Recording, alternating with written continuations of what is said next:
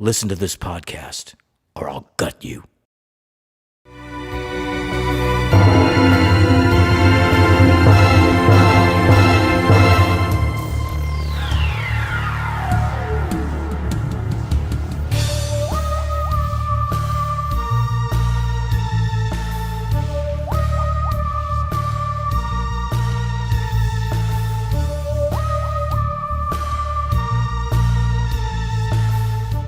Welcome back, Horror Hounds, to Ghostman and Rivera's Horror Show Podcast.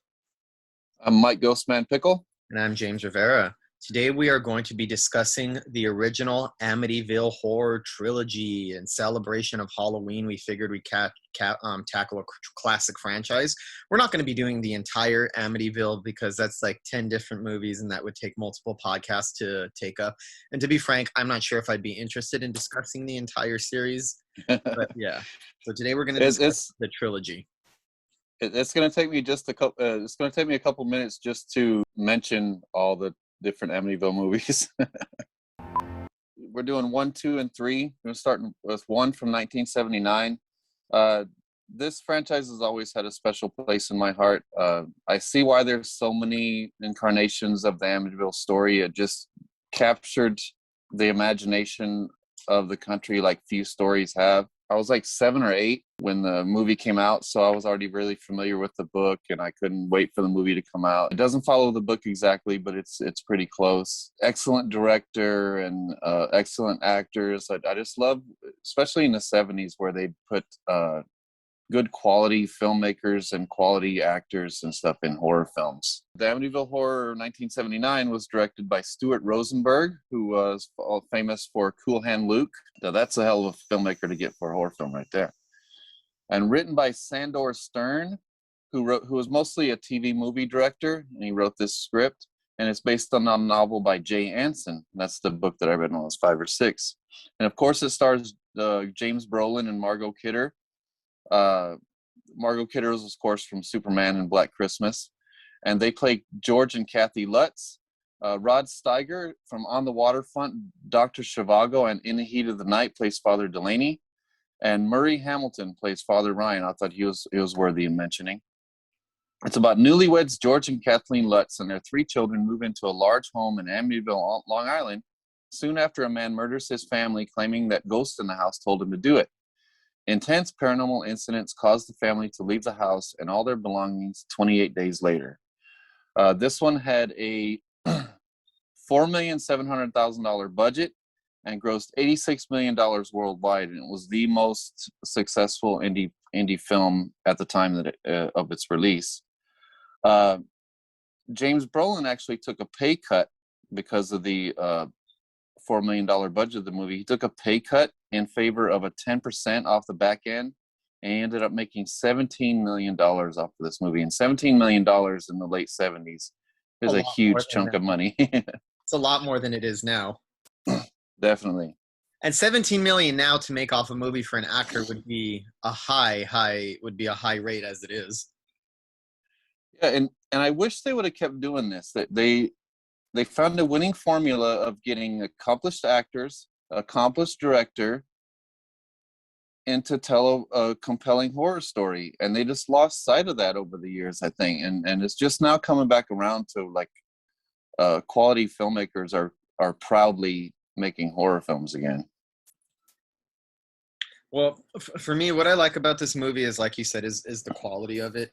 There's something about 70s horror in particular, and I love 80s horror too, because people always debate about the 80s being the golden age of horror. Though I think the 70s probably had more serious horror films, more, I would say, lofty individuals or filmmakers tackling the genre.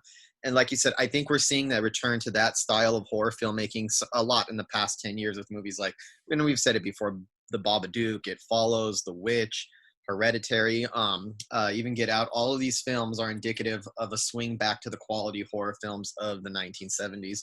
I think what makes this movie really work is the performances of James Brolin and Margot Kidder. Margot Kidder, who I love, should be, just for this and Black Christmas alone, she should be a revered horror icon. And James Brolin, who brings a lot of screen presence to this role. And of course, James Brolin is father of the great Josh Brolin. And I think that what makes it good getting a director like the director of Cool Hand Luke to do something like this is that it seems like with a movie like this, the drama and the interpersonal relationships come first, and that's where the horror seems to spring from. And I think that's what makes this such of an effective movie is the relationship between these two. They have a very loving relationship. They're a very believable couple. They have good chemistry. Um, and so when Josh Brolin, James Brolin's character starts losing, and he starts becoming a little bit more violent, a little bit more impatient, and you see some of the goodness kind of like leach out of him. It starts to fill you with a little sense of despair, and especially the way that he treats Margot Kidder, who's such a sweetheart in this movie too. Yeah, and this couple kind of reminded me of the couple from Poltergeist. Mm-hmm. Like a really endearing, kind of a hip couple, kind of thrown into this horrific situation. Yeah, and you touched on it where it says where you said that James Brolin was like I lost my train of thought. it's okay. Yeah, you touched on it where you said that George Lett's character kind of starts going crazy, and that's what he does in the story. He kind of starts going crazy, but he catches himself before he goes too far. That's what I didn't like about the Amityville remake. They claimed it was the same story, but they had Ryan Reynolds run around with his shirt off, actually trying to kill his family. You know, it kind of diluted what the story was going for. He was a good man. He was kind of pushed over the edge, and then when he got to the edge, he kind of pulled back because of his love for his wife. You know. Interestingly enough, that actually reminds me of it's veering a little off. This reminds me a little bit of Stephen King's criticisms of Stanley Kubrick's version of The Shining, which I love. To me, we both love that movie. I think that's one of the greatest horror films. But I understand his complaints about the Jack Nicholson character seeming like he starts off crazy from the beginning. Like you don't really sense that warmth or that goodness from him through the entire movie. He already looks unhinged by the time we meet him. So he's going from unhinged to like super unhinged. I think this is what Stephen King was hoping for out of a Shining adaptation, was more warmth, a little bit more of like a loving husband, a loving family man who slowly is battling with himself and trying hard to fight the demons and the things that are pushing him over the edge. So this is almost to me like what Stephen King wishes Stanley Kubrick's The Shining had did a little bit. Yeah, and the occurrences that happen kind of inform his behavior. Because something horrible happens to him in the middle of the night. You know, he keeps waking up at 3:15 in the middle of the night. And each time he wakes up, something stranger and stranger happens to him. And after those nights, he gets a little bit more frustrated, a little bit more short with his wife. And then each time one of those incidents happens, he goes a little bit more off the rails. And then when he goes completely to the edge, that's when he realizes what's happening. But for me, the opening scene, like every great horror film, the opening scene grabs you right away. You got the image of the house, this iconic image with the crescent windows, the red sky with this amazing creepy music. Lalo Schifrin did a great job on the soundtrack. And then as the title sequence goes, the sun slowly rises and the lighting turns from red to normal, and then the house kind of pops out of the background, and then there's silence, and then it shows the DeFeo murders. So you hear just thunder and rain as you go through and see the murders of the DeFeos. What a great way to start a film. Like literally laying the foundation of the horror to come. I think it's a good start, and I like how the movie keeps continuing to those themes through some creative editing. Whenever you could see the madness start to step in, and you could see little flashes of the murders in the past. Kind of, it seems almost like the evil is slowly encroaching and starting to really swallow the family up whole at that point. That gets me every time when the realtor is taking them around the house, showing them the rooms. Each time they walk into a room where a murder occurred, they show a flash of the murders. and it's the loud gun blast and the image and everything, so it's jarring every single time, even when you know it's coming. It's a really creative piece of editing. It's almost counterintuitive editing. Like if you like ever sat in front of a laptop and edited for hours, that's not a typical way you would construct a scene together, just to let it flow through. Glaringly loud to insert something that is so different from even the volume. It just has a massive shift whenever it goes to that scene. So it's really, really jarring, but counterintuitive in a really good way, I think.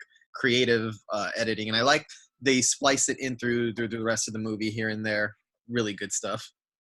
And that's where a lot of lesser filmmakers get their inspiration for the jump scares, because of the loud noise. But you know, it's not using that noise as a crutch to scare you. But these are not set up like typical jump scares. I think a lot of jump scares, what they like to do, they like to tease you until they scare you, or they tease you, let you off the hook for a second, and then scare you. This doesn't even seem like it builds to that. It just seems like a natural walk through the house. So these images, even though you saw them before at the beginning of the movie, they have a more jarring effect because they seem to come out of nowhere. They don't seem to have anything that hints at it or leads at it. And I think that's why they're more effective. I hesitate to even call them jump scares, if that's what we would call them. They're something else. I don't think jump scares is really the correct term for what this movie is doing with its editing style. Exactly. So lesser filmmakers use that as a jump scare. But with this one, it's just the nature of the scene, you know. Mm-hmm. And then it goes right into you see them tour the house, right? So then the couple is in the house, they're moving in and everything. And then you see those shots that you can tell that James Wan was heavily inspired by. When the camera drifts from room to room, it's like it goes right through the walls and everything. So you're kind of following George through the house as he hangs up the cross. Mm-hmm. I thought that was really cool, and you could tell that James Wan was inspired by that. Yeah, I see a lot. We'll get to that in the second. I also see some James Wan influence in the second one as well. Yeah, and then it comes to that priest scene where the priest first enters the house. That's another scene that gets me every single time. It's Father Delaney, where he walks into the house and he's kind of weary at first. And then he kind of walks in, he's just trying to bless it and everything. And then the flies started accumulating. It cuts from an extreme close-up of the priest's reactions to the family oblivious outside that he's even there. Cut back inside and there's more flies. Each time you cut back inside, there's more flies on the priest. There's more flies all over the window. The music intensifies. It gets louder. The flies get louder. Then you get these little micro shots of the flies with their little eyes and their little tentacles. Oh, awesome. I think that's one of the things that works throughout the movie is there's a lot of very creative, imaginative editing style that knows just when to place these scenes, knows just when to cut to this to slowly build and mount the tension. And it goes really well with Lalo Schifrin's very memorable musical score. And Lalo Schifrin is such a great composer as well. So it's just that combination of that creative editing with that musical score that's constantly building tension off each other's backs, like you said. And I'm glad you mentioned the micro close-ups of the flies, because that's when it starts to get really, like, it starts off where it's starting to dig in almost like nails. It gets worse, and I think the fact that the family seems oblivious to it, those shots only ratchet up the tension as they're oblivion to it, and then more flies, and then when it gets to those nasty close-ups, you're in a very, very uncomfortable territory at that point. And then all the editing and then the flies and the acting and everything, it all builds into this chaos. Mm-hmm. And all of a sudden the door opens and it's silence and the house says, "Get out." I got goosebumps right now just talking about it. Yeah. That was one of those, it's a very rare instance where you're reading a book and then you watch a movie and they try to recreate what you felt in that book. That's one of the very few scenes in history where I've seen where it fit exactly the way it made me feel in the book, and it played out perfectly, just like I imagined it in my head. Cool. I have to ask you a question though. I've never read the book, but I've heard things about it. Is the book better than the movie? Because I'm not. Yes. It is okay. All right. Because I'm not one of those people who always thinks the book is better than the movie. That's not true. But I've heard in this case it actually is true. I was just curious. Yeah, the book is better and it's scarier. As scary as the movie is, the book gets under your skin more, and there's an element to it that you can't quite put your finger on. James Brolin mentioned it. A few of the other people involved with the production mentioned it. That's when they decided to do it, is when they read the book, and they started being afraid of the dark around them. They started being afraid that somebody was standing behind them, and it's Okay. this creepy feeling that the book gives you that you can't shake. Okay. Like one time I was rereading the book when I was working at Hot Topic in the Lakewood Mall, I know where and that. I went out and read it during my break, and then I started thinking about it during work, and then it creeped me out after work, and then walking all the way back out in the dark parking lot, I was kind of scared getting into my car.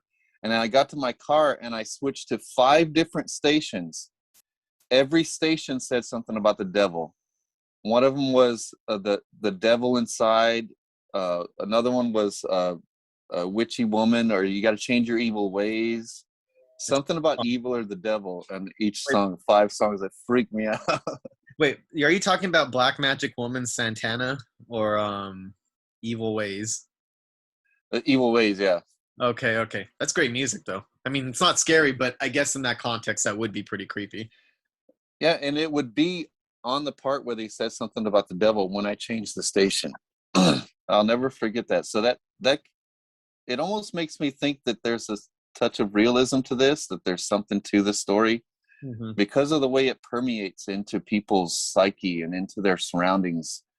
And it seems like everyone who reads this book, their surroundings become sinister. So that's why I wanted to ask you, because like the original Amityville is a classic and I think it's a quality film, but I also think a little bit of its classic status comes from the fact that it's based on such an infamous case. You know what I mean? That kind of boosts it boosts the film status as a horror movie a little bit because it's based on Amityville.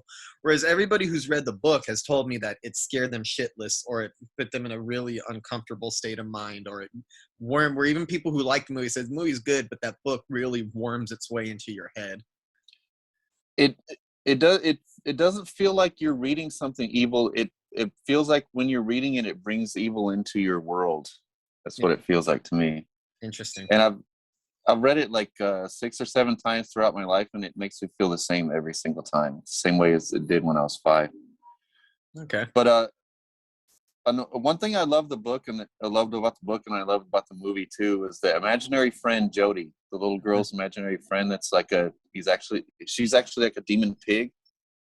Mhm. But that narrative is kind of slowly woven into the story as the girl's imaginary friend. And then when the little girl sits there, and while the babysitter is trapped in her closet, and she says that Jody wouldn't let her open the door. So it kind of just builds that dread until you actually see the pig. And to this day, I can't figure out why the pig is so scary in the movie. It looks cheesy. It's like these little red eyes in the window, but I guess after reading the book, it's scary to me. Okay. But I thought that would be more dated to me, but it wasn't. Yeah. And then the nun that comes in, she reminds me of the nun, and also George Lutz's business partner's wife. Okay. I love in the Amityville series when people show up at the Amityville house and they just get that feeling of dread, and they start getting creeped out. And when that nun comes in, and when they realize that something's there and they freak out and leave, that's always my favorite moments of the Amityville movies. Like they're going on about their business. Oh, ho hum. Oh shit! I'm out of here. I think that's Because I what know so many people that are like that. I mean, I think that's what makes horror, especially supernatural horror, effective in movies. I think the best ones give you the sense of normalcy. I think the sense of normalcy is important to establish in these types of films with characters like that walking around deep to deep. It's the extraordinary kind of latching on top of the ordinary that makes these stories so creepy and so resonant, I would say. Yeah. And then all the parts I thought were effective of George getting up in the middle of the night, Mm-hmm. because the camera kind of follows him around the house in the middle of the night, and then it's the camera it's as if it's the ghost POV, kind of creeps throughout the house, and it was doing it in that one shot. It's kind of creeping throughout the house, and all of a sudden, Margot Kidder wakes up out of bed and springs up out of bed. She was shot in the head. Mm-hmm. Oh, that part gives me creeps too. Yeah. And that's some of that acting. She does some of that acting here,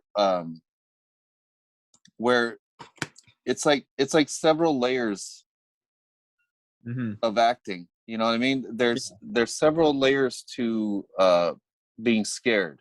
Mm-hmm. There's being startled, and then there's being actually scared by something, and then there's that animalistic type of deep fear Mm-hmm. that some actors bring out. I thought she brought it out really well in that scene, where she just springs up out of the bed, like the camera's floating through the house, and it just gives you this sinister feeling, and all of a sudden she shoots up out of bed. I mean, Margot Kidder, I mean, every time I bring it up, I always get sad when I think of her because her story is such a sad story. I feel like between this and Superman and Black Christmas, she was in like some major films. I mean, Superman's a huge blockbuster. This was a huge blockbuster. It always seemed like her career was headed somewhere much more special than where it ended up as, and it's stuff like that reminds you of like the potential that she had as an actress. And I actually get sad when I think about Margot Kidder and how her story ended. Yeah, and then the detail and the thought that she puts into her performances, it's very deliberate, all the different layers to her performances.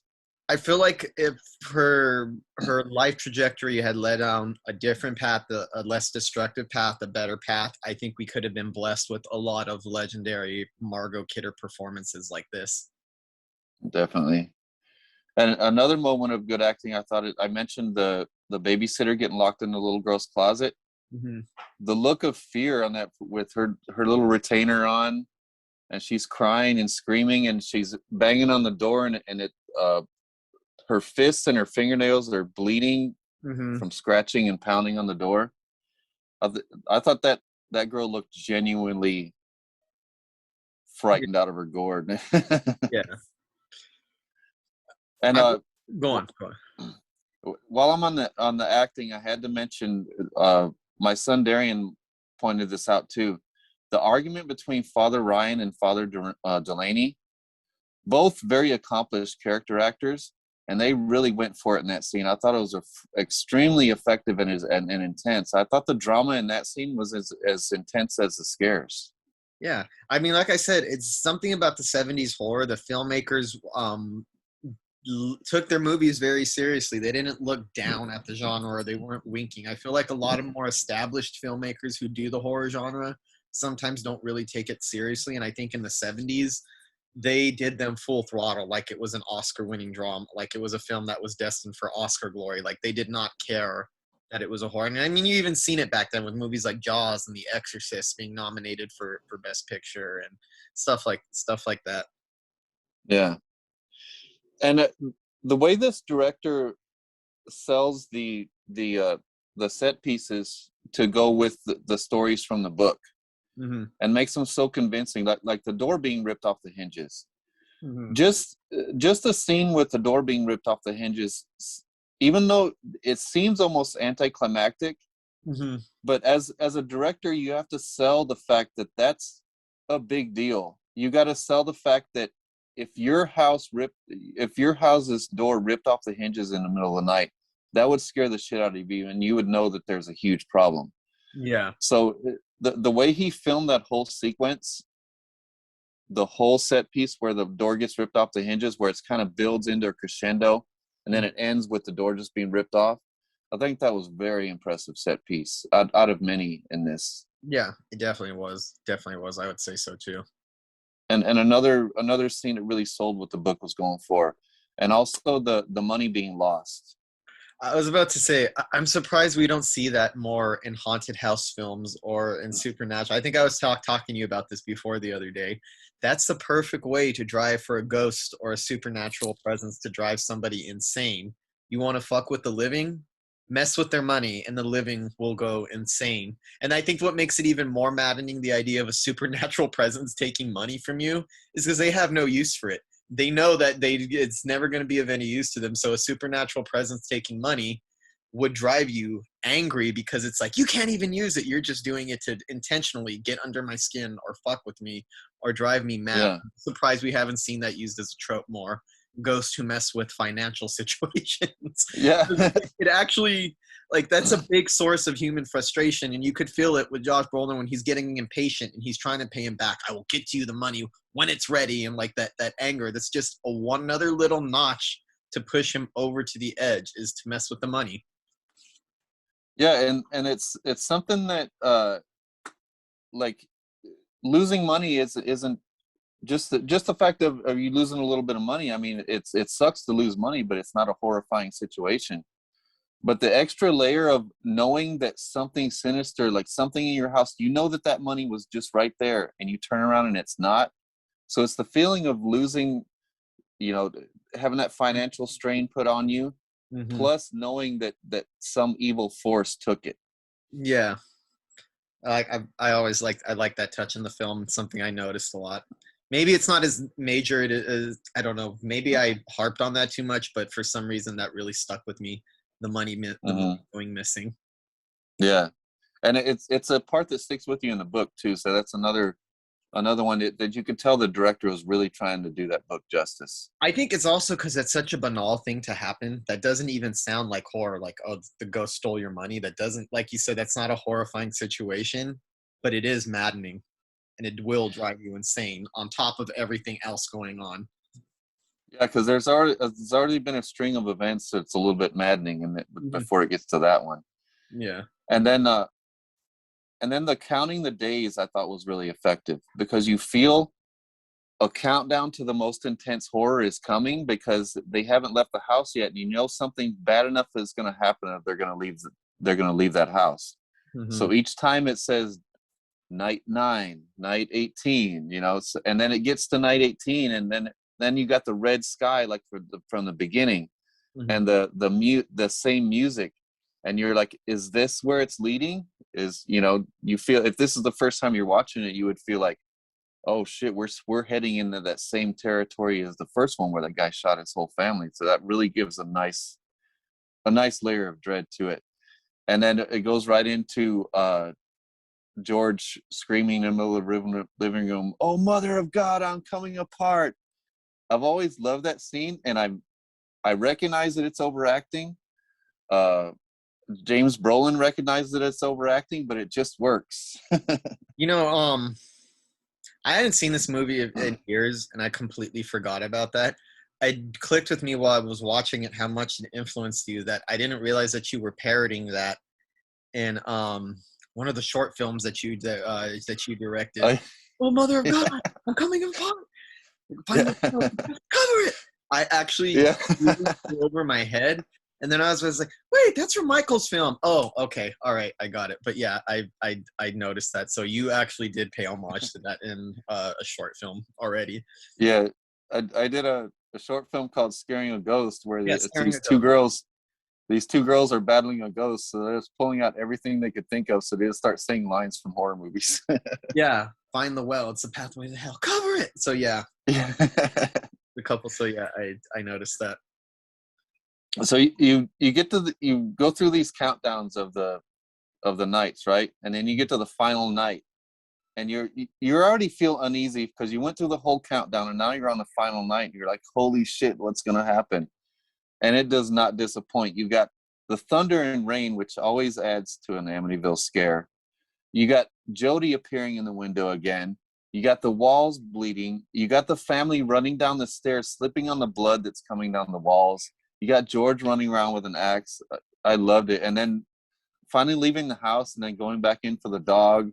And he, of course, falls through the floor into the basement. That's when the final act is when they really went in the left field on this one. They're like, we want a full cinematic, insane climax, so we're gonna add all this stuff that didn't happen in the story, like George falling through the floor right into the well. Okay, can I say something? This is very, very interesting. I know you're probably going to disagree with me. I really like the climax, and this is where I wish the movie would have taken a little bit more of dramatic license. I understand this would not be faithful to the story. There's a part of me that wanted to see, and of course, I know that's not how the story goes, but there's a part of me that said, you know what would really set this off? If evil triumphed at the end of this all and he finally went mad and slaughtered his family. I know that's not the story. I get it. That's not the story. But there's a part of me that feels like that would have really made the film feel holy fucking crap if it just ended on a note like that. Again, like I said, that would have been taking major dramatic license with the story. But for the sake of a movie, that could have been interesting. They kind of make you feel that when they show George killing the kids, but then it's just Kathy's nightmare. Yeah. They kind of give you Like a a feeling hint what of- that would yeah, feel yeah. like if that would have happened. Yeah. Yeah. So I have to say something about this being a true story. I don't want to go too deep into it because it's a whole convoluted, insane kind of thing. All right, for those that don't know or just assume that it's a whole big hoax, the author took liberties with the story when he wrote the book. So the book already has some liberties taken with it. And then with the movie, they took even more liberties after that. So it doesn't mean that it's a complete hoax just because there's inconsistencies in the story. It doesn't mean that it's true either. It could be a complete hoax, but then again, it could not be. So as far as I'm concerned, it's widely believed that it's a hoax and that Jay Anson and George Lutz came up with the story as a money-making scheme, which I would think is just stupid.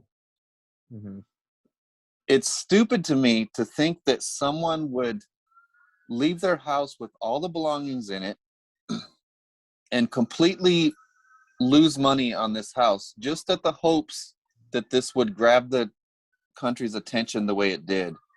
And it would be such a compelling story that it would make them a bunch of money. They had no idea of no way of knowing that it would turn into that kind of thing when they left this house. So I think that theory is kind of stupid. However, human nature is stupid, Michael. True. That wouldn't be the craziest thing that's ever happened if it were true. And this only comes from one person. The claim that it's a hoax, it comes from one person. That's Ronald DeFeo's lawyer, William Weber. After a lawsuit, he only said this after a lawsuit was filed, and then he said it that he concocted the story with the Lutzes over drinks. So it was basically a he said, she said after a court case was filed. So it was, there's inconsistencies in his story. There's inconsistencies in the Lutz's story. There's inconsistencies in everybody's story all the way across the board. So I think what it was, some very strange, unexplained occurrences happened here, and between the people who happened to and the authors, it was embellished upon from there, and it just blew up into this huge thing.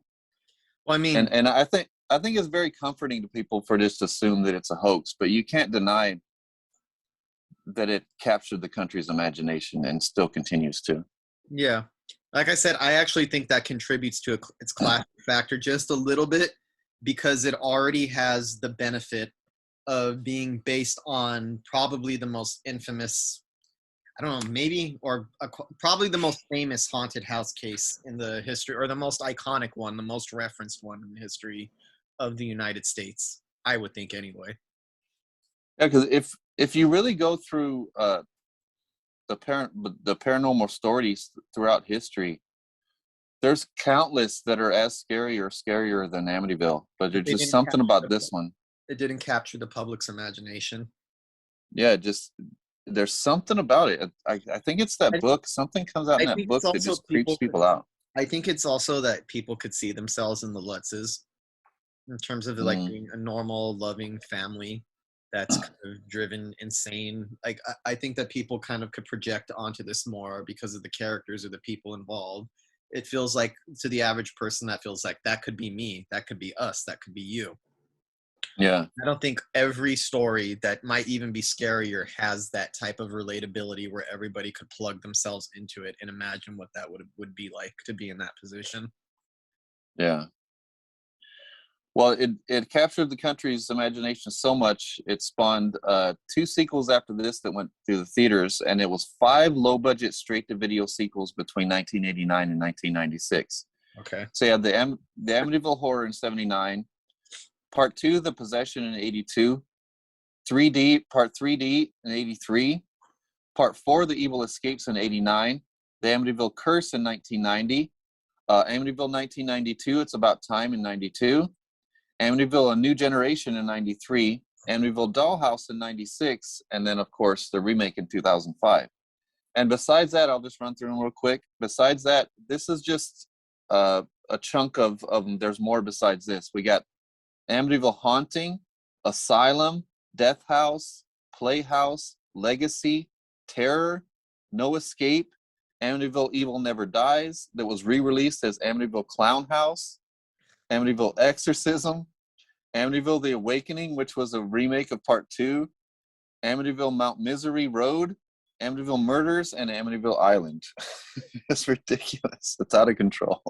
That's pretty excessive. I'm pretty sure that doesn't all count as one franchise, because I know this has to be other companies and other people doing their own Amityville thing. I don't know if this is all one franchise. No, it's just the trilogy, and then 5 straight-to-video sequels and the remake. Okay, and the other ones are just offshoots then? Yeah. Okay, that makes sense. I get it. So, man, did that probably the most convoluted franchise in history. I thought Halloween franchise was convoluted, but Jesus. So that brings us to Amityville. Amityville 2, The Possession, 1982, directed by Damiano Damiani, an Italian director, and this is his first American film. And he couldn't even speak a word of English, so he had to have a translator on set to talk to the actors. It was written by Tommy Lee Wallace, who is the writer-director of Halloween 3, Season of the Witch, and It 1990. Mm-hmm. So it had definitely had a talented writer. Mm-hmm. And hearing this director talk, you would have think that he was much more accomplished than he was, because he talked like horror was beneath him. Mm-hmm. Like, you haven't really done that much. That's a very interesting thing for him to say, considering what I found appealing about this one. Mm-hmm. Go on, what you're going to say. I'll get to that a little more. That's an interesting comment to make. Okay, this one is very loosely based on Han Holzer's book, Murder in Amityville. So it's Murder in Amityville is actually a prequel about the DeFeo murders, but this one strays so far away from it, I wouldn't consider it a prequel or sequel or anything. It's kind of its own thing. But it's about a dysfunctional family who moves into the Amityville house, and the evil forces torment the family and possess their teenage son. The teenage son is James Olsen. He's the guy from Command. Oh, no, that's the priest. The priest is James Olsen from Commando. He plays Father Adamski. Burt Young from Rocky. I love that guy. He plays Anthony, the asshole dad. Rutanya Alda, she's from the Deer Hunter, Mommy Dearest, and The Dark Half. She plays Dolores, the mom. And then Jack Wagner plays the son. He's from Firestarter. His name is Sonny in this. And then Diane Franklin, of course, the very beautiful Diane Franklin from Better Off Dead and The Last American Virgin. She plays the sister. And I thought it was interesting about her. She plays the sister in this, which was a loose interpretation of the DeFeo murders. And then in Amityville Murders in 2018, she also plays the actual DeFeo daughter. So she plays actually the same character in 2018. I want to see it just because of that. It begins obvious but effective. For sale sign in front of the Amityville house. Lalo Schifrin's score. It's always effective.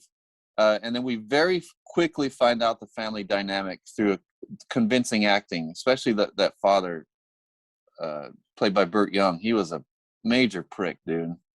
I wanted him to die from the first scene. Yeah, a very unlikable character, but a very convincing character. A real person, I'd say. I've known people like that, so it's as much as an asshole he comes across, I don't find him to be an unrealistic dad at all. And I think that's what makes this kind of interesting contrast to George Lutz from the original movie, who is a likable person and a lovable family man. This is not. This seems to go more of the Kubrick route of The Shining, by starting off making the guy a piece of shit and then just and escalating it further from there. Yeah. And it seems like if he's gonna make the father so realistic, he would have made the story more realistic and would have stayed closer to Hans Holzer's book. I'm not sure why he didn't. It would have been a great movie like that, because the son was actually like a fuck up. Mm-hmm. They actually had him as like a fuck up, a kind of a drug addict. So everything was kind of off about this. And then the murders, it's pretty well known that Ronald DeFeo murdered his family in their beds, but in this one he kind of chases them around the whole house. So there's very little of this has to do with the real story. I like when the mover comes and he goes down in the basement with the mom and he finds that secret room, and then the mom investigates, and there's that whole sequence. It's great directing. There's a whole sequence where the mom is kind of investigating the room, and then something moves past her, and it's only camera movement and acting to show you that it's a ghost, and she starts freaking out saying, "Someone touched me." That kind of gave me chills there. Mm-hmm. For me, what I liked about this one is it's much different from the original one. I feel like the original one was a more serious horror movie. Just this brings me back to the director's criticisms of the horror genre. This seems to really embrace the horror in a more overt way, and I won't say a tacky way, but it's more of like a like lots of jump scares, a lot of elaborate camera angles. I felt like I was immersed in this movie. I wasn't particularly scared by it, but I was hard not to be a little bit impressed by some of the filmmaking, the long takes, the way the camera keeps following the son up the stairs continuously, and that goes up for a really long time. And I like that you don't really see the presence, you just see the son's reaction to the presence in it. It's such a forceful movie in terms of like how it's directed and its camera angles, and how things just keep happening really fast one after another, that I find that it's kind of hard not to be entertained by it. There's such a forcefulness in the direction and the storytelling that makes it, even if it's not scary or maybe as dramatically accomplished as the first movie, it's constantly very entertaining and immersive and engaging up to a certain point, which we'll get to later, up until where I feel there's a certain point where I feel like the movie ends and I'm satisfied with it, and then it just keeps going after that, and I kind of started losing my interest by the last climax, because I felt like this movie climaxed really well and then just did another extended climax that just does not work, doesn't have very much tension. And I found myself where most of the movie, I was very immersed in it. I was like, oh, this is really cool. I like the creativeness of it. I like the angles. I like the way that they portray the possession. I think there's some good makeup in here too, in terms of how the son's body is possessed and everything that's going through him. I thought it was very entertaining. Like I said, not as serious as the first one, but there's a forcefulness to the filmmaking that kept me constantly engaged and kept my senses like aware and heightened throughout most of the running time until it gets past its first climax. Yeah, I thought it was very accomplished set pieces. Yeah. You know, but very, very impressive set pieces. And then yeah, it's hard not to be impressed by it. Even if you're not scared by it, it's hard not to be a little impressed by how elaborate some of them are. Yeah, and there's certain moments of scariness, but I think the first one maintained the great set pieces, the constant tension, and the constant scariness throughout, where this one just had moments of really good scariness and then moments of like great set pieces. And I think that's because this movie's constantly in movement, whereas the original Amityville, I think it slows down for the family stuff and for the family dynamics and for the dramatic parts. And I'm not saying that there's not dramatic stuff in here, but it seems more dedicated to the set pieces and the horror aspect and like constantly roving camera angles and different things like that. I could see a touch of James Wan in here, though I think James Wan does more effective, but I could see him being influenced by, ooh, look at how creative these camera angles are and how long they go. Yeah, I liked it though. and it seems less afraid to be outrageous. Like Yeah. the ghost POV where the ghost gets mad and it kind of gets a sheet and throws it on top of the cross. I like that though. It's attention I grabbing. did. Yeah, it's definitely more out. That's why I find it interesting that he would criticize the horror genre so much, because he seems to lean into the horror at the horror aspects to it much more than the first one ever did.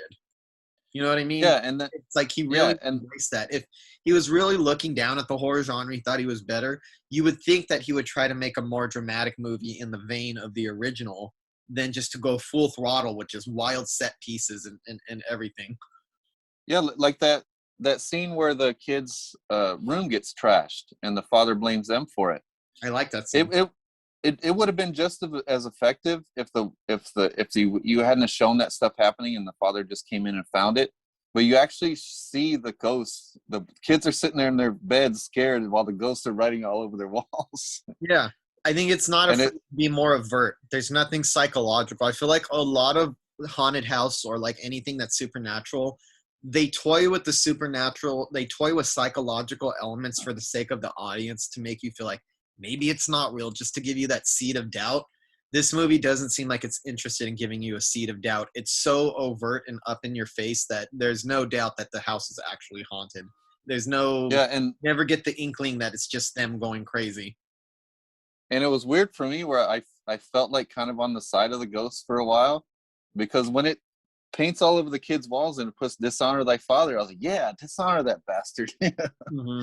and then it goes to that really good scene where the father's going off on the kids, so the mom tries to stop him and he hits the mom and he hits the son too, and the son pulls a gun on him and the son almost shoots his dad. So it's this really tense, really good, really dramatic scene, really effective. And that's followed by the son putting his headphones on, his little Walkman headphones, saying, "Why didn't you shoot that pig?" And I felt myself thinking, yeah, why didn't you shoot that pig? Mm-hmm. But it was like the little stuff like that, kind of on the outrageous side, but like you said, it kind of stands out. It stands out as being cool. Yeah. Yeah. And then the priest comes in, and that really pisses me off when the priest comes in and the dad acts like a prick right in front of the priest, like abuses his family right in front of the priest. It's almost like the movie's daring you to cheer for the dad to get killed. Yeah. This is when it started feeling like the evil was almost feels like an answer to the domestic violence. So It it's, Good. yeah, I agree with you.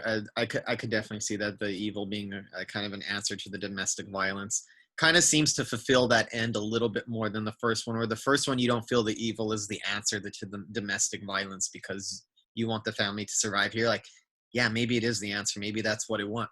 Maybe that's what should happen here. But then again, that could be the effectiveness of the movie because that's what the house wants you to think. Am I wrong? Yeah. The house Yeah. wants you to think that this is justified and it's right. So that might just be a good little stroke that the director had to make the audience feel like you're agreeing with the house, like you're in there with them, like, yeah, you should have shot this bastard. Yeah, like maybe that's what it's doing to the son. Mm-hmm. You know? The audience, what it's doing to the son, seducing you and making you feel like, hey, this is not so bad.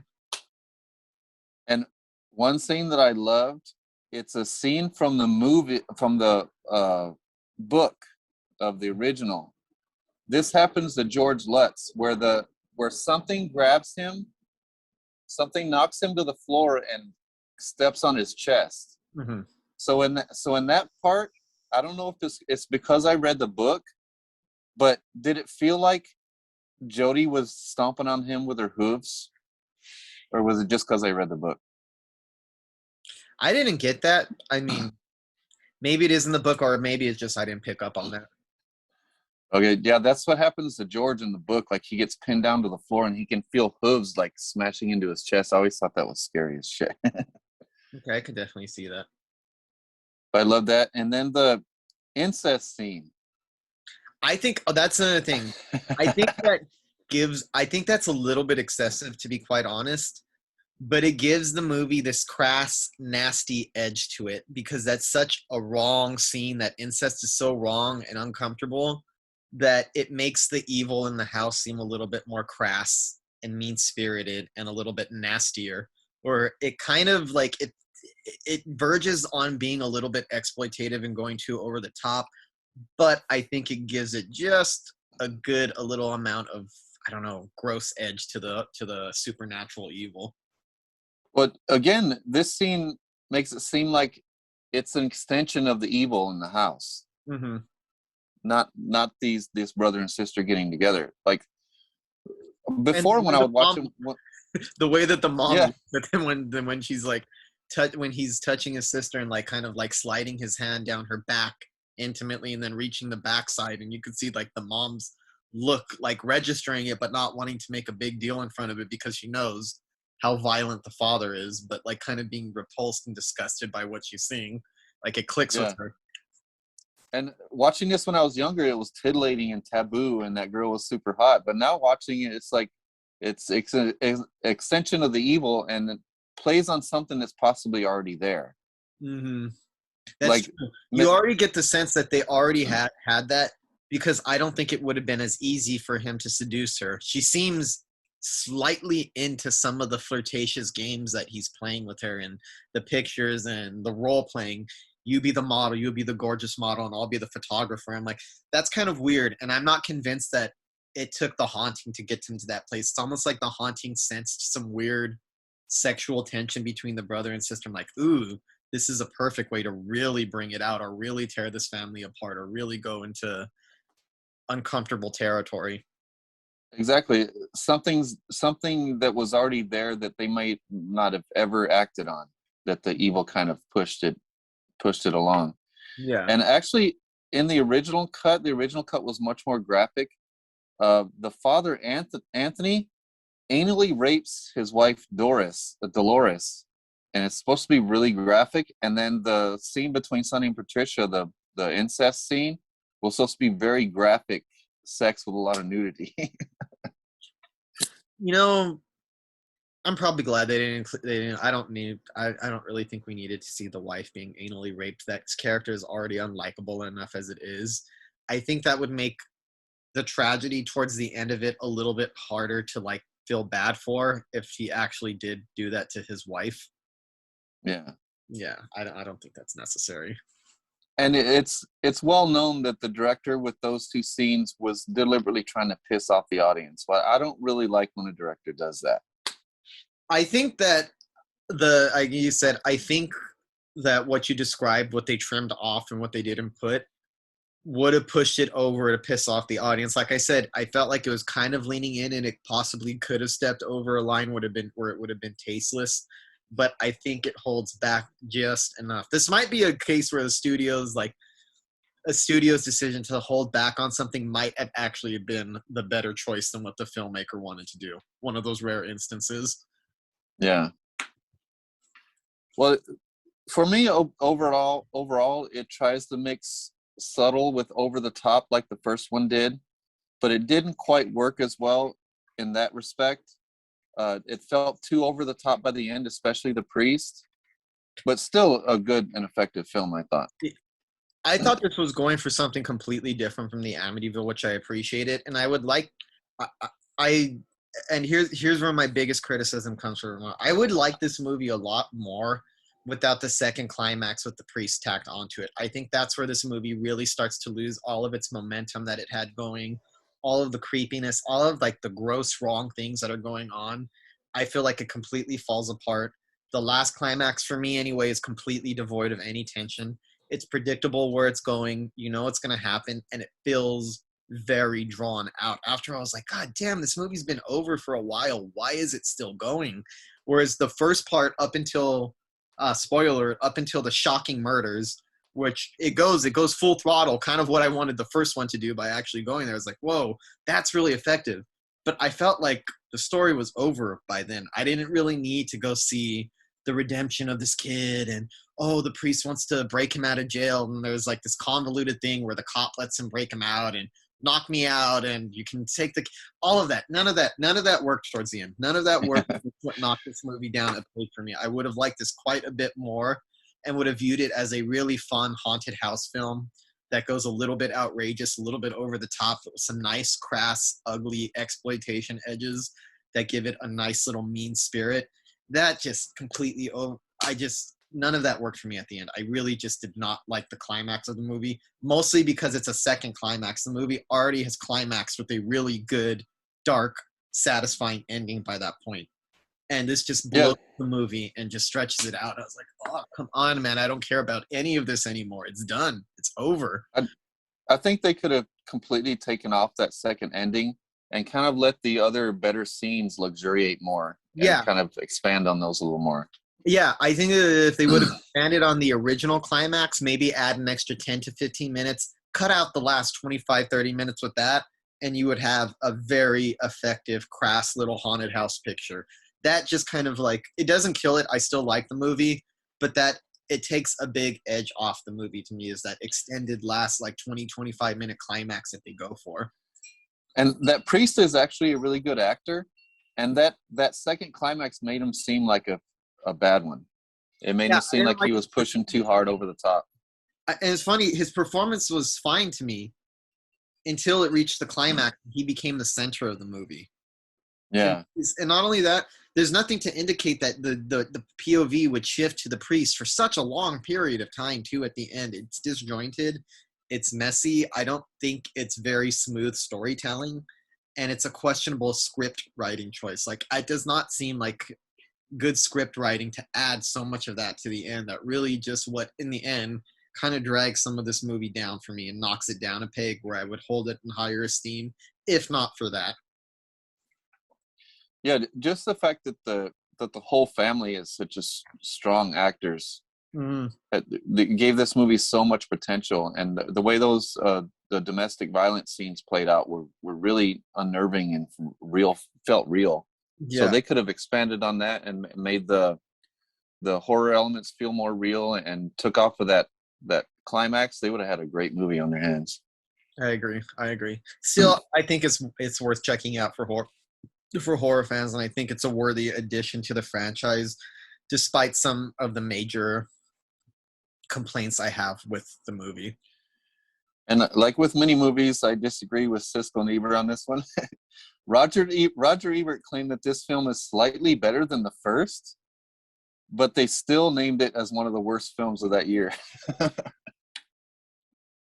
Oh well.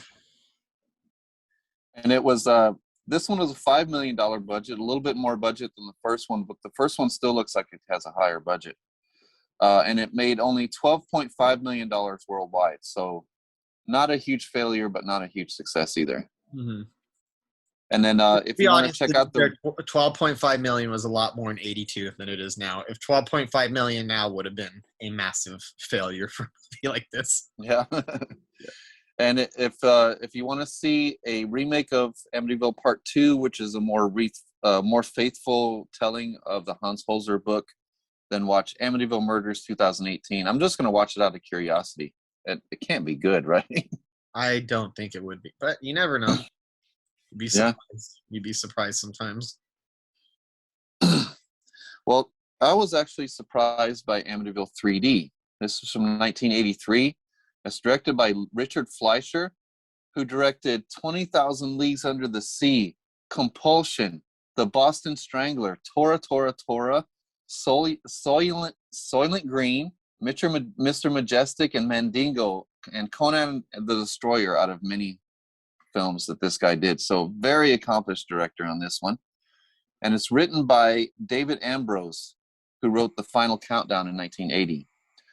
This one stars Tony Roberts as John Baxter, the skeptic investigator who comes to investigate the house.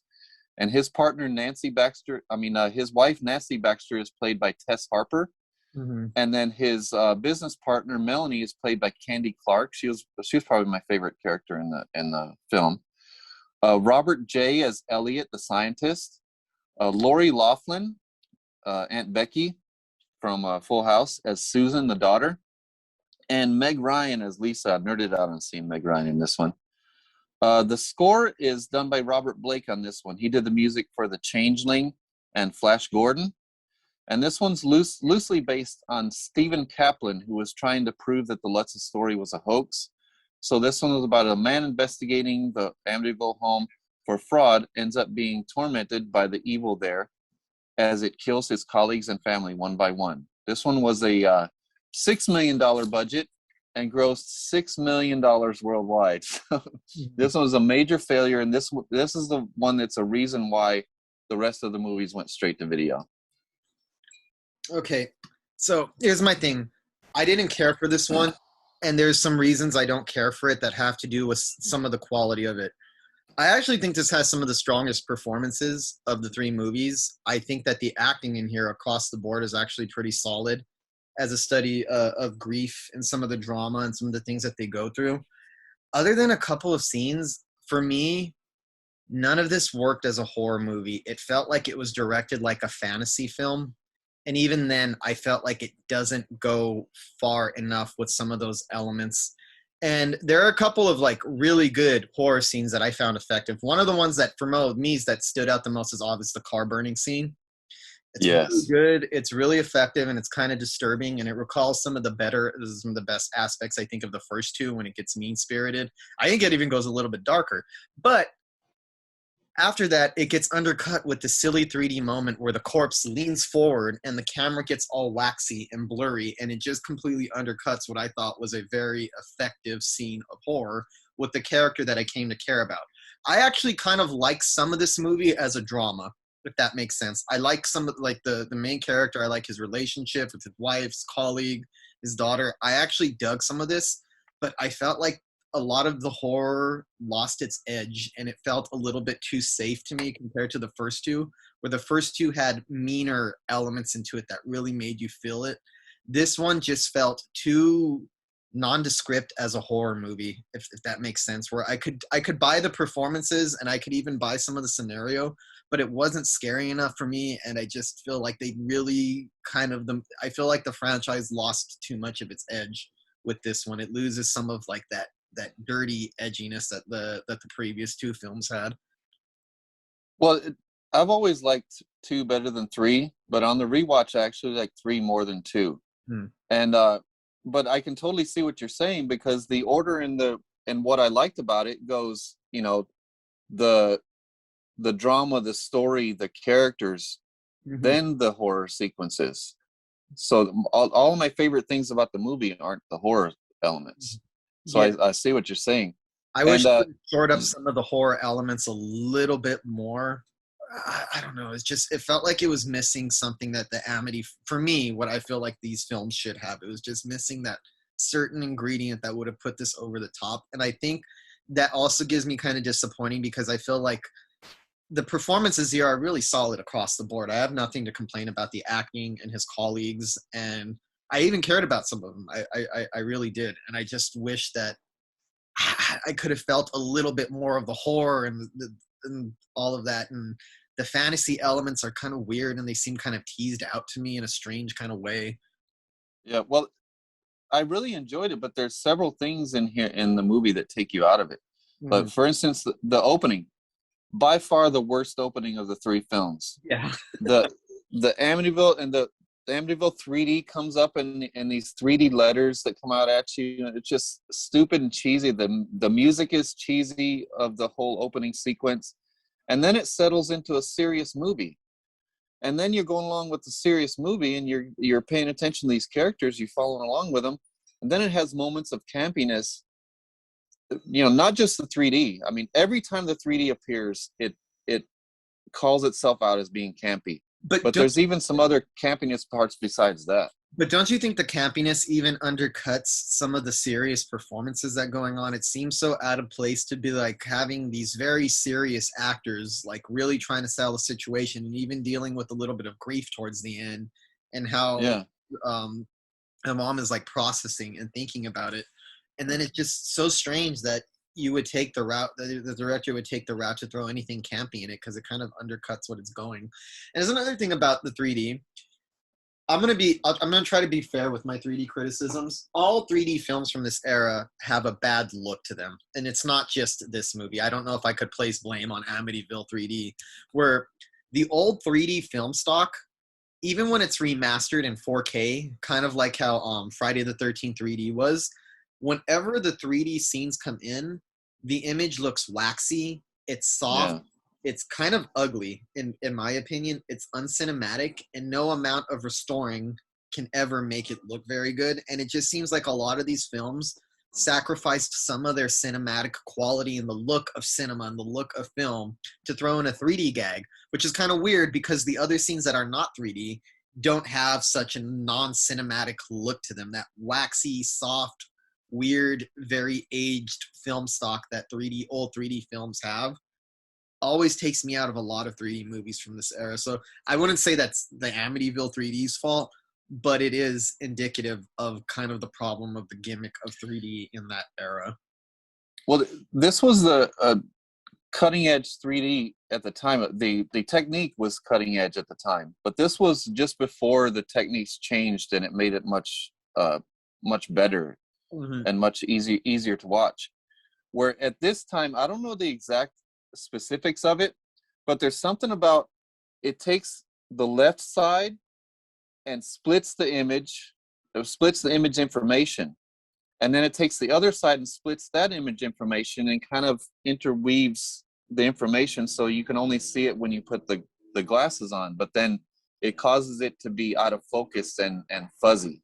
And I mean, unless you have like a 3D TV or a 3D Blu-ray player, and those kind of got phased out really quick. I don't know if you noticed, like there was like that time where like 3D HD TVs were popular and Blu-ray players were coming with that. They don't do that anymore. It was kind of a fad. It seems like 3D is always just a fad that comes back in spurts and then just disappears, and it usually ages poorly. There's some good examples of 3D. I would say like Avatar, James Cameron's Avatar, or Ridley Scott's Prometheus.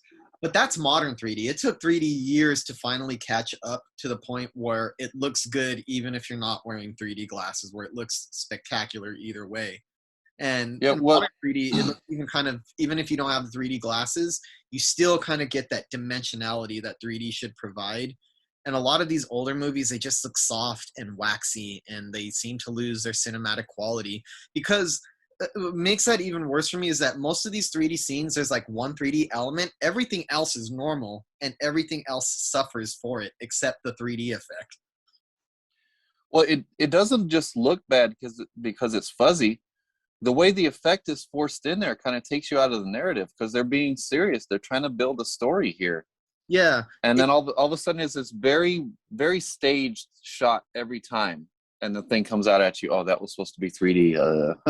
Like, and it's so obviously gimmicky, and it's just, I don't know. It's just the 3D element, I think, of was really aged this film in a way that a lot of 3D films from the past have aged. Yeah, because it's 3D for thrills, then tries to get moody and scary, which works sometimes. Yeah, but only after you invest in the characters and the story. But it's hard to invest in the characters and the story when there's so much to take you out of it. You know? Yeah. But but one thing I have to mention, that whole opening seance with the exposure of the fraud, the two people that are frauds, it's extremely effective and opens up some very compelling dialogue between the investigators about what people believe and what people will fall for. I thought the investigative nature of the story and the dialogue brings a rationality to it. The main character is kind of skeptical, I think, the way the audience is. I think he's meant to represent us the way we would be. But then, as in all skeptics in horror movies, we start seeing things that he doesn't. And then we start getting frustrated because the more he sees, the more we get frustrated with him for not believing. Like everything has to have a rational explanation, no matter how irrational it is what he's seeing in front of his face. I still think it could have took some of the horror that he saw a little bit further, though, to really ratchet up the frustration with the character. Whereas, and I get that's kind of part of the story where like whoever the main point of focus for like a haunting is, whether they're an extreme skeptic, it seems to be a way in horror movies for the supernatural elements to play on the skepticism and reveal itself more fully to people who aren't as skeptical. You know what I mean? Yeah. It seems like the people who are not skeptics in this movie get higher doses of the horror that he doesn't. I mean, he gets it, but not to the same extent. That is just like the horror that he experiences are just like strange, very questionable things, but not enough. Whereas the horror when other people enter the house is much more overt, much more like when his daughter and their friends when they're playing with the Ouija board and how the glass just slides off and stuff like that. Like I feel like it could have pushed it a little bit more to ratchet up the audience's frustration with him, if that makes sense. Where like he should have believed a little bit more, but at the same time, it's stuff that if you think about would make you question maybe this isn't really real. Whereas where everything everybody else experiences is overtly, holy crap, something very supernatural is coming here. Yeah, my frustration with him also came from the conversations with his colleague. Now, this isn't just some witness or some wild flake that you ran into. This is your colleague that you worked with for years. She's a fellow skeptic just like you. Mm-hmm. So she's telling you what she experienced, and you're sitting there looking at her in the face and telling her it's in her head. Mm-hmm. I fucking hate that. Mm-hmm. I hate telling someone a supernatural experience that I've had and then look me right in the eye and say, I don't believe any of that. Like, oh, piss me off. But the thing don't is, you believe me? But the thing is, you can't get too frustrated for people if you can't prove something, though. I understand that that's a frustration, and I think that's why this movie could have done a little bit better to drive in how frustrated you were supposed to be at him. It should have exposed the horror to him a little bit more. Then you would have been really pissed off that the house was like rattling or doing something wild like that. I just felt like he gets teased with these things that could be explained away rationally. Granted, he is being kind of a dick to her in that situation where you'd have to think, if it's not real, then something is definitely going on in that house and it's worth looking into. But it just I really feel like the horror could have revealed itself to him a lot more, and I think it would have made the story more effective and the frustration with him more effective, instead of just giving him these little teases and hints. Oh, the water keeps running or something like that. Stories that we've all heard, weird happenings where everybody gets these very overtly supernatural, hard to deny, or like things, experiences that kind of rattle you to your core. The wife seeing her daughter walking through, which is such a jarring thing, seeing her wet, and then after seeing her drowned, even though you just saw her walking into the house right now, that would drive any rational person insane. Any rational person would look at that and start to question everything that's going on around him. And I don't think they do that enough to the main character to drive him to that point. Maybe that's part of the design of the story, to draw it out a little bit longer. But there are certain things that even rational people would start to question and start to like completely look at everything completely different if they experienced it. Well, I also liked, not all of it, but I liked a lot of the look of the movie. This is another thing that was inconsistent about it. The look was inconsistent. A lot of it was the colors were much more rich and popped more in this one than the other two. The other two, it kind of worked for the other two, actually, that they were a little more drab and a little more grayscale, where this one, the colors popped a little more. But it just helped it stand out on its own. Not the 3D shots. The 3D shots look like shit, but the other shots were more colorful and kind of popped more. And then some of it looks dark and dreamy, but the colors still pop when it gets dark and dreamy and kind of fuzzy in the more fantastical parts. But some of the scenes that I love the most were the scenes between John and his wife. I love the dynamics between the husband and wife, because they're getting a divorce. They have a whole history. She tries to make sense of the whole Amityville thing with her scientist believer friend. I love that guy too, Elliot. Mm-hmm. And then John remains skeptical, but the mother wants the daughter out of the house. So I thought that created a good dynamic and a good tension, and allowed more discussion of it into the story. So everything I liked about this was the discussion, was the characters, not so much the way the horror was depicted. Yeah, that's kind of what I liked about it too. I liked the character dynamics. I liked some of the discussions. I think there's some really solid acting in here. I think this is some really good acting going on in here. It's just that in the end, I felt like I didn't sell the horror enough for me. And it just, I don't know, it just felt too safe after the first two. The first ones had these like really harsh edges that really got under your skin, and I felt like this one was playing it a little. The horror seemed bland to me. That's what it seemed in comparison to the first two, which was the first one, which is like the teasing horror and the little things and that wild editing and the stuff like that, and the second one with its over the top elaborate camera angles and tricks and all the things that it was doing. This just, it feels like it's holding back a little bit too much, which might have been an intentional choice to kind of separate it from the first two Amity films. But I really think that the director could have embraced the horror of it a little bit more. I think that's what my yeah. The other two, yeah, were more consistently mean, but I think this one still had mean parts to it, and the parts felt meaner because of how endeared I was to the character, especially the death of his colleague in the car, where she burns up in the car. That was the most effective one. Yeah, that by far, that was the most effective one. I think that was like the best pure horror scene. Really dug it. I wish they didn't have to show her corpse with her hand stretched out after in that waxy. Like, what the hell was that? Yeah, it seems like everything I loved about this movie, there's something really bad to counteract that love for that. Like lurking around the corner. Almost like the director saying, you love the scene, this gave you this made you uncomfortable.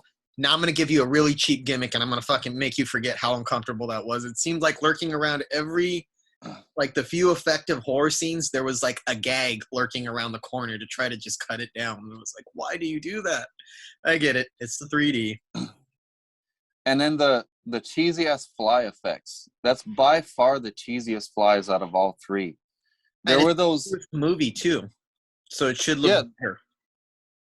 There were little flies that were basically like little dots and blemishes running around. And then when they decided to show a fly with wings on it, it was these big fat flies with these big ornate wings on them. It's so dumb. They're not realistic with flies, whereas the other ones, I felt like they were trying to like exaggerate the flies a little bit to make them more horrifying.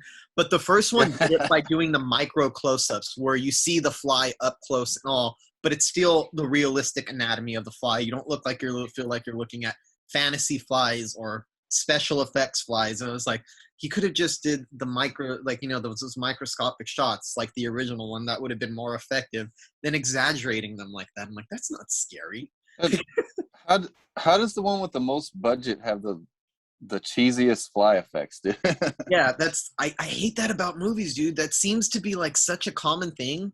I actually enjoyed, like, as an example, Jurassic World. I actually enjoyed it. I thought it was a fun blockbuster movie. Nowhere near the original Jurassic Park, not by far. But it's a problem when Jurassic Park, a movie of 1993, looks so much more realistic and convincing than a movie from 2015. Yeah. I don't understand how that happens. It seems like studios get cheaper as technology advances instead of embracing the new, like, it just, stuff like that just really bothers me, especially when you see the franchise special effects devolve as special effects technology advances. Yeah, look at Alien Covenant. Oh yeah, that's another one. Oh, horrible. The original one from the 70s looked better. Yeah. How does a movie from 1979 have better looking special effects than a movie from 2016 or 2017 or 2018? One of those is, I forgot. I think it was 2017 or 18, whatever. I forgot. I didn't really care for it. All those fake ass looking aliens that are so obviously CGI effects. It's so apparent that they're CGI that you can't just buy it. This is like what The Fly is doing this. I don't know. Studios, get your shit together. Treat technology like it's actually advancing, damn it. Well, it seems like all the scenes with the crazy cheesy ass flies, stupid flies, and the stupid 3D scenes would always be followed by a scene that I loved. Like, one of my favorite scenes in the movie is with Candy Clark, the Melanie character. Mm-hmm. She's walking through the house and she's trying to find her colleague, right? Mm-hmm. So, let me see, where's that? So there's this great scene where Melanie arrives at the house, and she's kind of looking around the house, and it's kind of this dread building, and then the maid comes out, and I loved when her and the maid scare the shit out of each other. Mm-hmm. I thought that was really cool because you think it's going to be some kind of cheap scare with her, but it ends up they're both actually scaring each other. So right after that, she's left alone. and the house kind of starts carrying her. Mm-hmm.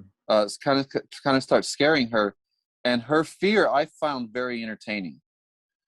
I felt that her acting when she was afraid really made me feel like she was afraid, and she was actually fun to watch in those moments.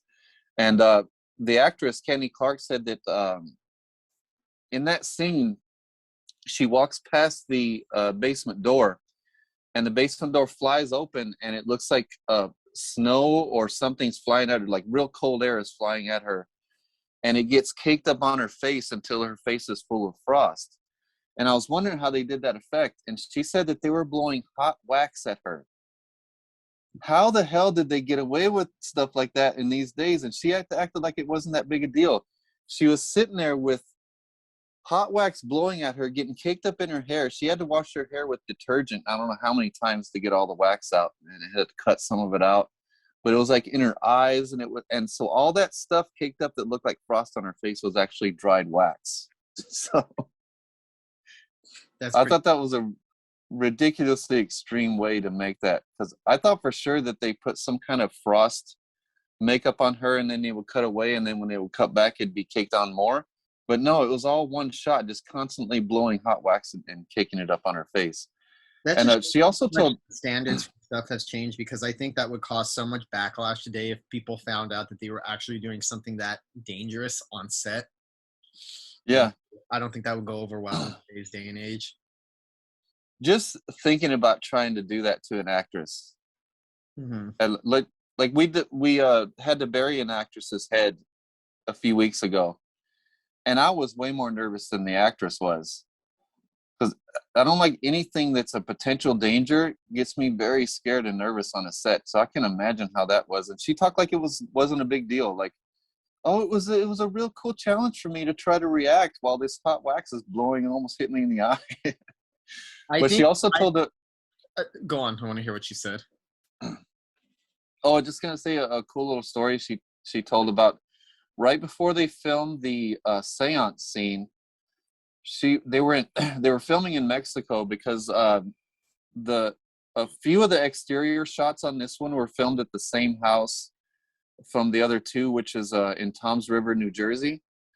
But the owners had taken out the crescent windows while they were filming, so they couldn't go back and film any exterior shots. So they had to go to Mexico and film most of the inside shots, and some of the exterior shots were in Mexico.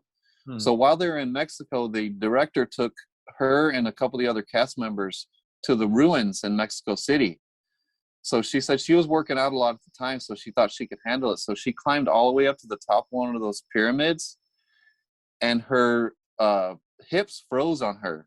They cramped up so bad that she couldn't walk. So she had to have people climb all the way up the pyramid and carry her down on each side by her arms. So then she couldn't actually walk for a week. So if you watch that seance scene and she gets up trying to take pictures to expose the fraud, she's like stumbling around the room, and she can only walk by holding herself up on things. So you can see her kind of stumbling around the room and holding herself up in that scene. It's kind of funny. Yeah. Indicative of a completely different era of filmmaking too. Yeah. I mean, I kind of miss, there's certain things that has the benefit to like looking good when you're actually doing more dangerous things.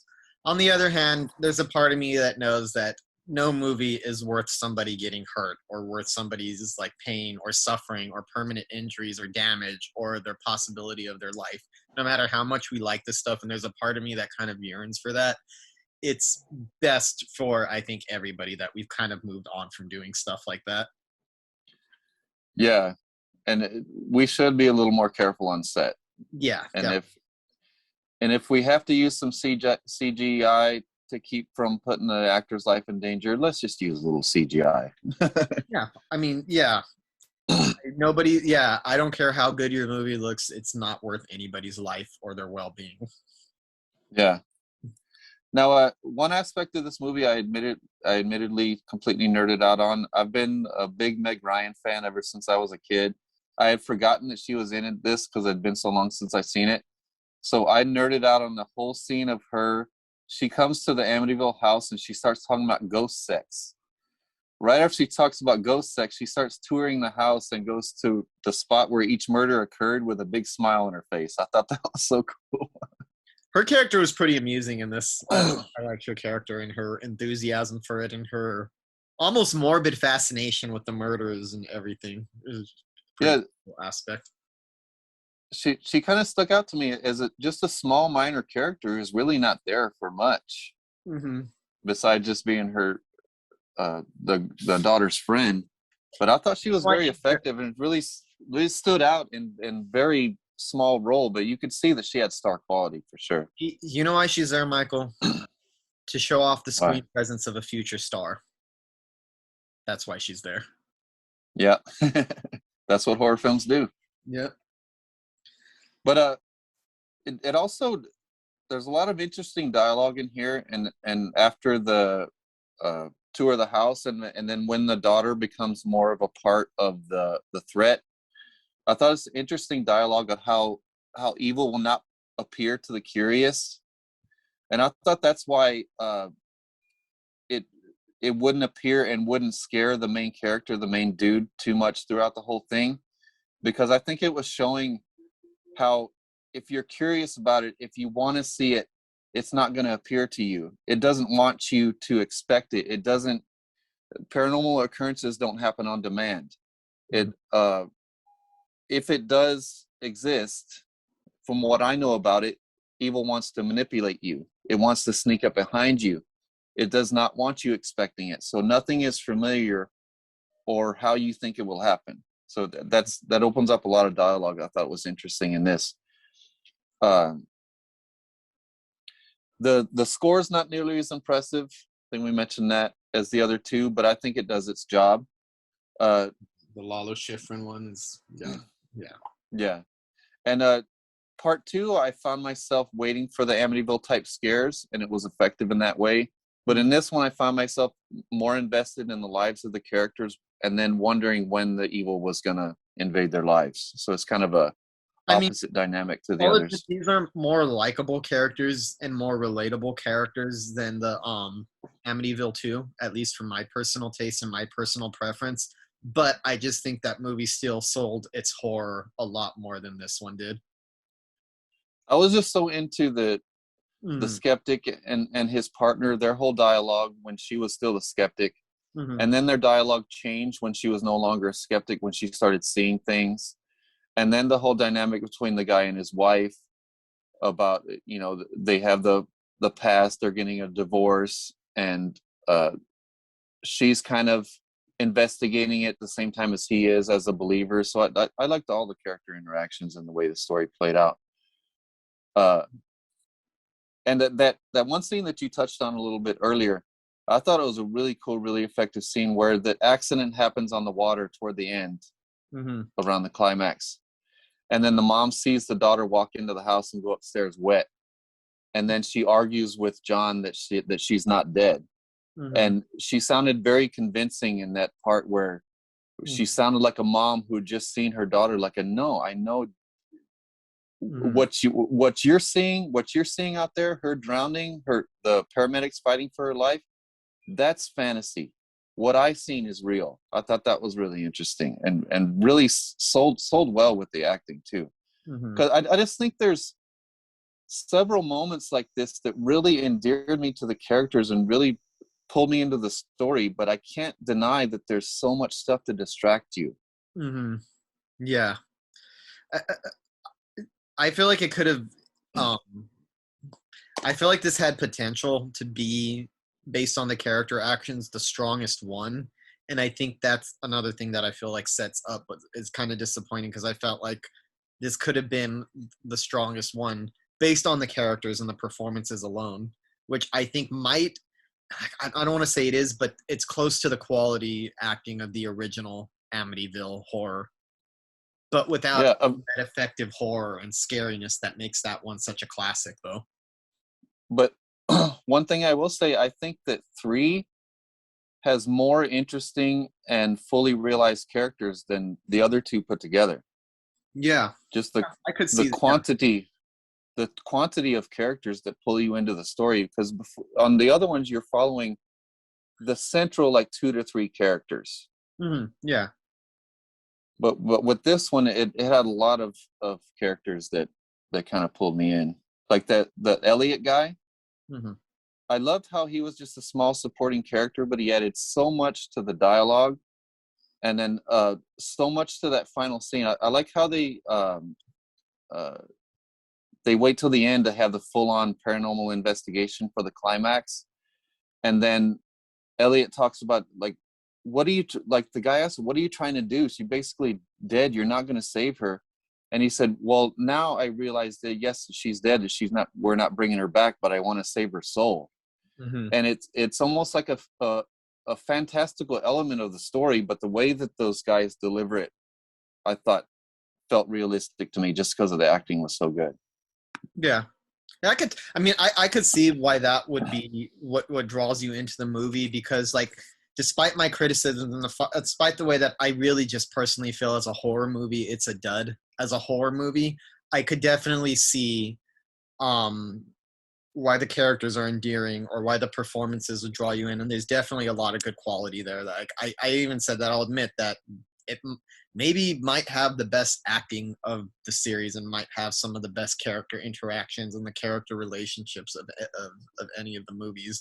And I think that kind of makes drives the disappointment home for me, that much effort wasn't as put into the horror as the previous 2 movies did, because just the foundation of these characters shows that you actually possibly could have had the best one of the series in the third one. Like, I think if there was as much care taken with the horror as they did in the first or the second one as there was in the third one, the combination of the quality acting, the performances, and the dialogue and the character interactions combined with that horror could have made it the ultimate Amityville horror movie. Well, the thing is, I actually disagree. I thought the horror was pretty effective, but I see why you think it's not effective, because the scares in the other one were impressive set pieces where not a whole lot to distract you. It was the score, the acting, the camera shots, everything kind of built into this crescendo of horror, where this one, the scares specifically came from the acting, and that's pretty much it, because nothing else really added to the scares in this besides the acting. So I can see definitely what you're saying. Yeah. Regardless, I didn't hate it. I didn't care for it. I didn't hate it though. I don't have like strong negative feelings against this. It's just, it was the one that least impressed me because the other ones had some kind of tension. And like I said, the second one didn't necessarily scare me or creep me out the way the first one did, but I found the horror so immersive and attention grabbing and transfixing. If that makes sense, really draws you in. I actually liked it better. I liked it better than 2, but it had a lot more awful things in it, like that that purple glowing fly coming out of the well at the end. Yeah. Oh my god, that was embarrassingly bad. Yeah, that was pretty damn cheesy. It's ugly too. Let's be honest, that's an ugly effect that's poorly aged. And even though that effect is ugly and poorly aged, there's nothing to convince me that it looked good in 1982 either. I think they kind of forced it 3D because it was during the 3D boom at the time. Because Friday the 13th 3D came out the year before in '82, and then this one came out. This one came out the same year as Jaws 3D, so everybody wanted to do the Part 3 3D bullshit, even though it didn't serve the film very well at all. It not only didn't serve this film, it just detracted from the film. So it's a lesser film because of the 3D. Yeah. And as I mentioned before, this was such a failure that it forced the other sequels to go straight to video. So this was a major failure in a lot of ways. But I ended up liking it better than 3. I mean, better than 2. Interesting. Yeah, I mean, I guess as we grow older, we all change and look at movies differently, and our opinions like I said, my opinions are constantly shifting. Like, I have this list on Letterboxd where I have my top 300 movies, and I don't have it published for the public to see because I feel like within the span of months, that list is going to be different. My opinions are constantly shifting and changing about different movies. And I actually don't want to go into this now. We should talk about it on another podcast. We should revisit our discussion of the Evil Dead remake from 2013. Okay. We watched that last night, and I have a whole different view of it. And I'm almost getting to the point where I don't even trust my own opinion anymore. I'm changing it so much. I actually that's a like whole thing, Evil though. Dead now. So, as for the audience members that don't know, that's a point of disagreement. I've always considered the Evil Dead remake to be one of the best, strongest horror remakes. Michael has never been a fan of it, and we've debated this movie endlessly. We went to a screening of it at Beyond Fest last night. It was a triple feature with Freddy versus Jason, You're Next, which was the best of the three, and the Evil Dead remake. And Mike appreciates it now, and I like it even more than I already liked the movie, but I have even a newfound appreciation for it. But we'll save it for another time. It's an interesting little thing because I didn't expect the discussion to go on this long. But yeah, we'll save it for another time. But soon in the future, we'll have a revisiting of Evil Dead 2013. And we'll be talking, you know, in later podcasts, we'll be talking about all the stuff we saw at Beyond Fest. There's still something we're going to still go see Mad God tomorrow night this week. So we'll be seeing that. And a couple weeks ago, I saw Lamb. That was a really good one. So we'll talk about all those, and then we'll talk about why I changed my mind on the Evil Dead remake. So we have a lot of stuff, as you hear on every podcast. Working on several film projects right now. Michael's film Pay Up is finished. We're working on Voodoo Village. We're a really good script that we're proud of. Crowdfunding, all kinds of stuff. We have this podcast. This is a horror variety series that's on hold for right now.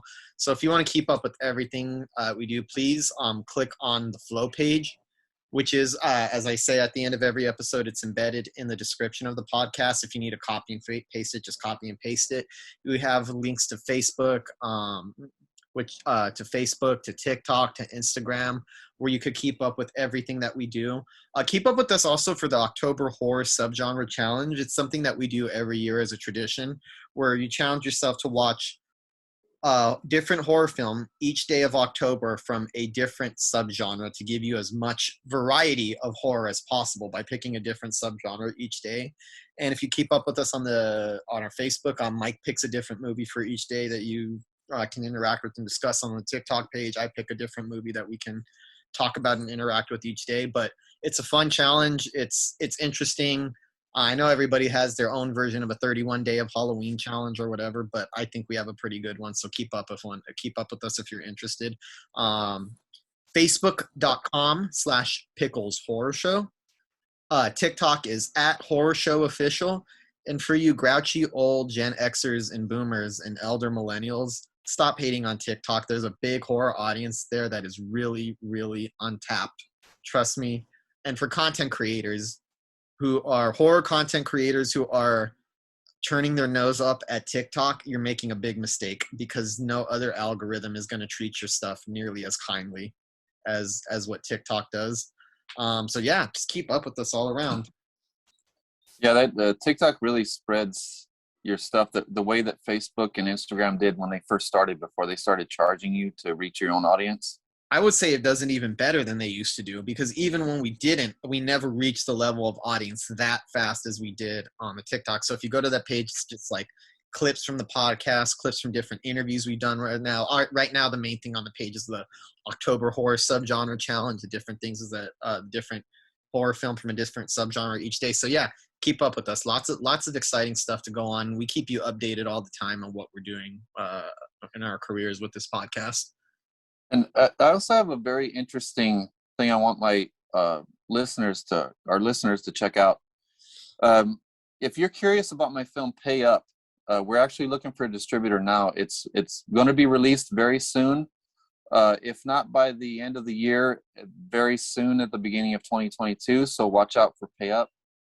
So Chet Turner wrote the seed of the story of what my movie Pay Up turned into. It turned into a feature. Well, when he first was shopping the idea out there, he gave the idea to a couple different filmmakers. He said, here's a seed of an idea, a little short story. You take it and you do your thing with it, and you take it, you do your thing with it. So I spread it out into this very involved story and turned it into a feature. Well, this other guy turned it into a 17-minute short film. So you get the same characters, basically roughly the same story, taken by a different filmmaker. So you see what happens when you take the same seed of a story and see how someone applies their vision to it. Mhm. So check out Paying Up. It's called Paying Up. It's on Vimeo. So if you can't find it right away, just search Paying Up and Chet Turner, who is a producer and the writer of the story. So check out this short, and then you'll see the differences between this short and mine, and see it's a different little interesting experiment of what different filmmakers do with the same idea. Definitely. So check that out whenever you get a chance. Keep up with us. And as always, until next week, folks, happy horror. Happy horror.